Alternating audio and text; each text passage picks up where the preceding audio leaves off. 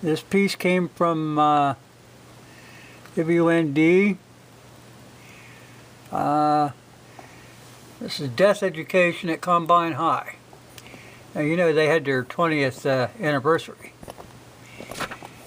And they're going, oh, yes, they're dealing with the new normal. Okay, I want this date up here. That's what I wanted. May 27th, 1999.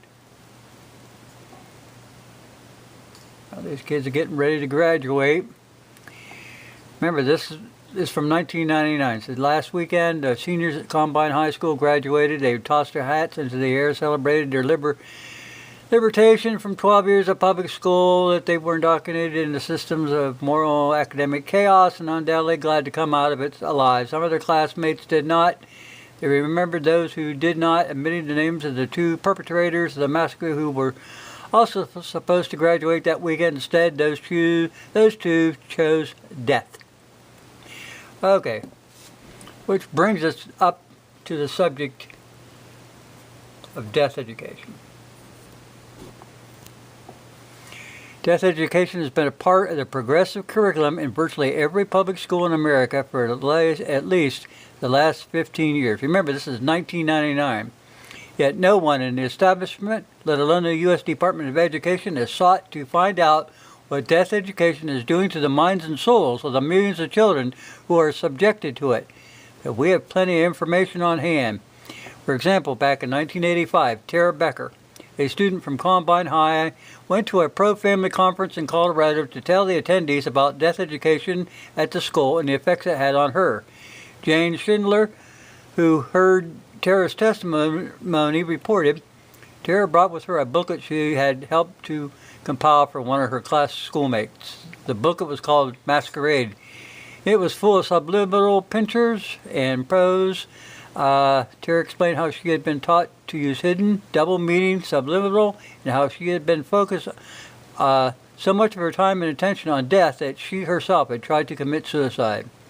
The video was made of Tara's testimony and distributed by the Eagle Forum. The tape was aired on British TV. The Atlantic Monthly also did a feature story on it.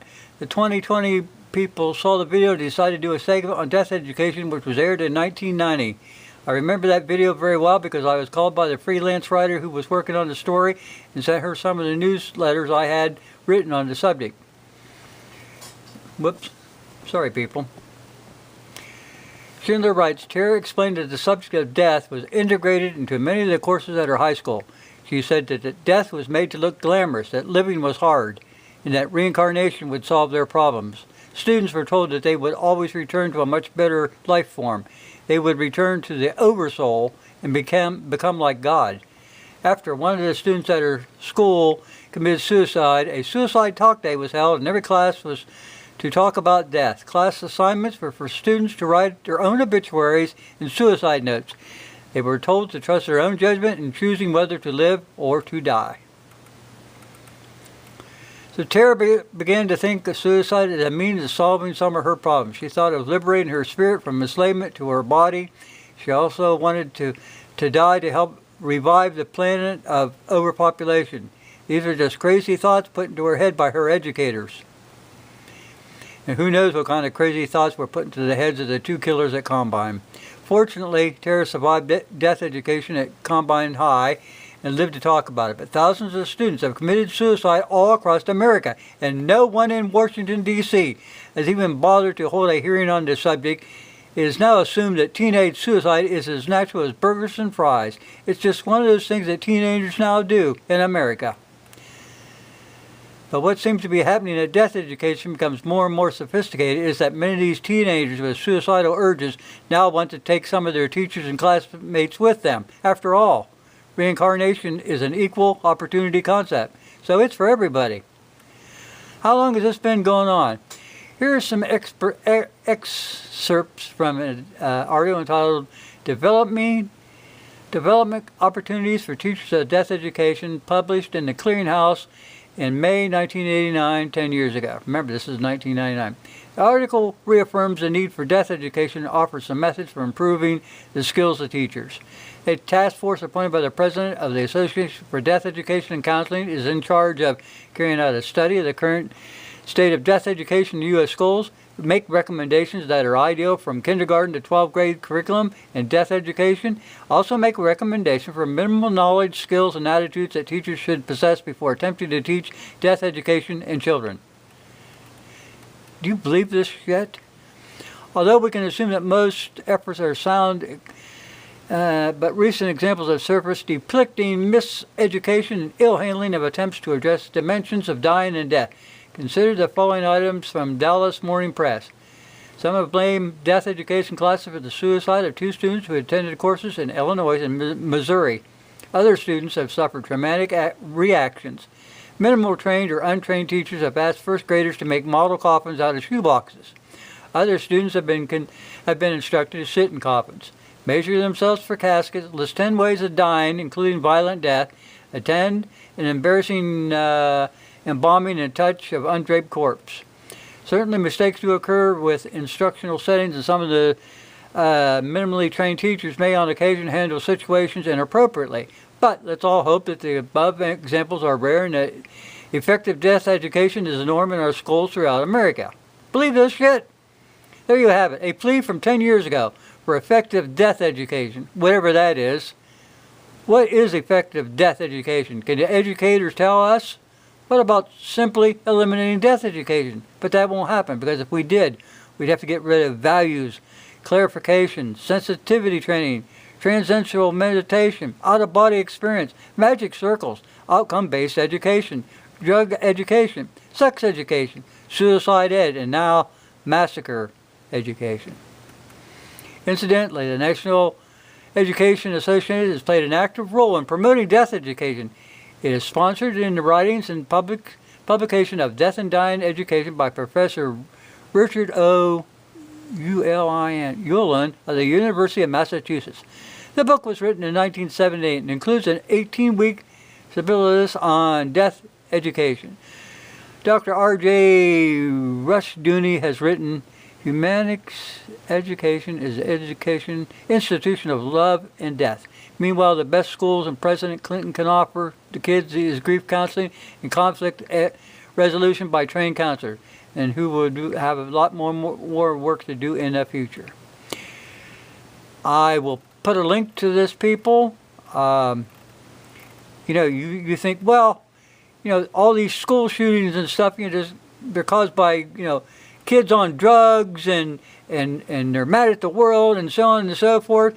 When you find out that death education is in almost all the public schools in the United States of America, then on top of that, you have your kids who need help, and doctors are prescribing psychological medicines for these kids, and that combined with the death education pushes them over the edge. Nothing's being addressed. And what do they want to do about the death of the school kids? Blame it on the guns. Take all the guns away and you'll take away the problem. Why don't you start at the bottom and work your way up? It's not the guns killing your kids, parents. Your school system's killing them. Your damn doctors are killing them. Your TVs are killing them. These kids don't know how to think anymore. They don't even know how to be teenagers anymore. They're going through so much, and then to have this thrown into their lap, yeah. No, then another thing you got going on. One of the principals out there,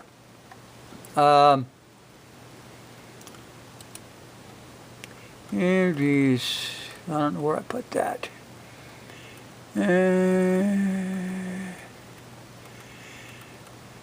But he's going around talking to other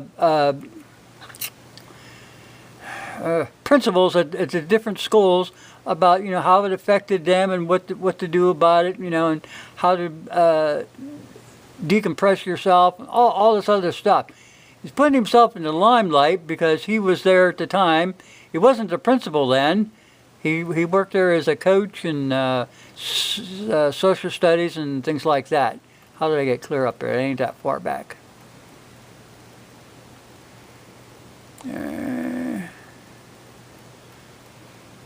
I know, guys. I know. But I got to put this up there because this guy is going around talking to other principals. And I go, what in the hell? Nobody's addressing the problem. That's what I'm saying. Nobody's addressing the problem. I'm not finding it. No, I don't. Maybe I put it someplace else. No, I don't see it there either. But I'll find it anyway later on. But yeah, I mean, when you got people running around, you know, they're not addressing the problem. They go, oh, well, yeah, I went through that same thing because I was out at Combine when that happened, so on and so forth. 20 years later, this is the new normal. I'm sorry, people. You better wake up to the fact that death education is in your school. You have kids going to school on psychological drugs. That combined with death education and suicide and reincarnation and all this shit, you've got a problem. You've got a big problem. I want this off there. I don't want to look at any of these people. But it's out there. Stay with it. That's what's going on in your schools. If you can't wake up to that fact, people, if you think this is all a bunch of hoopla, you're crazy. It's not the guns that kills your kids. It's the education. It's the drugs.